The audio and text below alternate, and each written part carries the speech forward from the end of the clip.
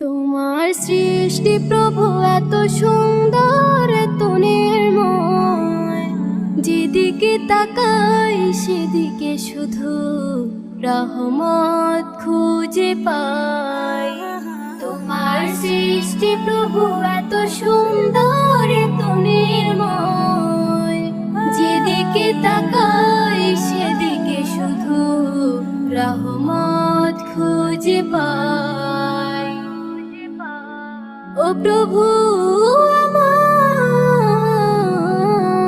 তুমি অসীম ক্ষমা